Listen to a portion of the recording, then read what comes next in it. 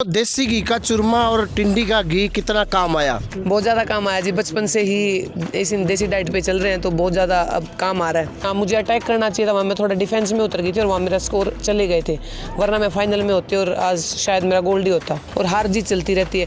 रही बात बिना ट्रायल किए तो उनका कुछ हमारे उनका हेडो कमेटी का कोई डिसीजन होगा जिससे उनको भेजा गया है, तो उसमें ना बजरंग पहलवान का कुछ मानते हैं ना हमारा। मिलती है जिनके सपनों में जान होती है, पंख से कुछ नहीं होता जिनके हौसलों में उड़ान होती है। इस समय हमारे साथ है किरण जो गोदारा, जो हरियाणा की देश की बेटी ने ब्राउन्ज मेडल जीतकर पूरे देश का नाम रोशन किया। आज इनका हिसार में स्वागत किया है। आप देख सकते हैं सभी परिजन है, कुश्ती खिलाड़ी भी सभी छोटे छोटे आए हैं, तो इनका जोरदार स्वागत किया गया और महावीर स्टेडियम में भी इनका स्वागत किया जाएगा। तो इनसे बातचीत करते हैं कि किरण, आज आपका जो ये पल है जीत का, इसको लेकर क्या कहेंगे? कौन सी आपने प्रतियोगिता जीती है? मैंने एशियन गेम्स में ब्रॉन्ज मेडल जीता है और ये मेरे लिए बहुत बड़ी प्रतियोगिता है, क्योंकि ये 4 साल में एक बार आती है और इस मेडल का बहुत बेसब्री से इंतजार था। इससे मैं काफ़ी दिनों से मेहनत करने लग रही थी। मेरे कोचेज़, मेरी फैमिली, मेरे पूरा स्पोर्टिंग स्टाफ, मेरे पार्टनर, जिनका बहुत ज़्यादा सहयोग है।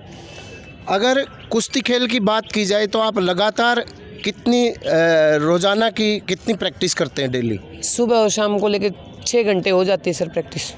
और इससे पहले कौन कौन सी आपने प्रतियोगिताएं जीती हैं? इससे पहले मेरा कॉमनवेल्थ गेम्स में ब्रॉन्ज मेडल है, चैम्पियनशिप कॉमनवेल्थ चैम्पियनशिप में मेरा गोल्ड मेडल है, एशिया में ब्रॉन्ज मेडल है और अब ये करंट का एशियन गेम्स का ब्रॉन्ज मेडल है।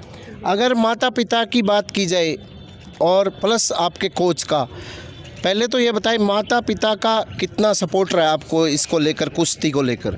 बहुत ज़्यादा सपोर्ट रहा है जी, उनके बिना कुछ भी नहीं है। वो बहुत ही ज़्यादा, मतलब हर जैसे शाम को मेरी मम्मी साथ ही जाती है ट्रेनिंग में मेरे साथ, सुबह मेरे पापा आते हैं, तो मतलब हर चीज़ का पूरा ध्यान रखा जाता है। और फिर रहती है कि ट्रेनिंग की बात, तो मेरे कोच हैं जो मेरा मतलब हर शेड्यूल तैयार करते हैं और उसके बाद ट्रेनिंग करवाई जाती है, तो इसलिए मैं आज इस मुकाम पर हूँ। तो एक वो देसी घी का चूरमा और टिंडी का घी कितना काम आया? बहुत ज़्यादा काम आया जी। बचपन से ही इस देसी डाइट पे चल रहे हैं तो बहुत ज़्यादा अब काम आ रहा है। तो आगे आपने क्या लक्ष्य रखा है? अब आगे ओलंपिक है सर, उसमें ही मतलब पोडियम फिनिश ही करना है उसका भी। अच्छा, एक अगर बात की जाए, अभी ब्राउन्ज मिला है, क्या आपको लगता है क्या कमी रह गई थी थोड़ा खेल में? सेमीफाइनल बाउट में बस लास्ट की 30 सेकंड थी जहां मुझे अटैक करना चाहिए था, वहाँ मैं थोड़ा डिफेंस में उतर गई थी और वहाँ मेरा स्कोर चले गए थे, वरना मैं फाइनल में होती और आज शायद मेरा गोल्ड ही होता।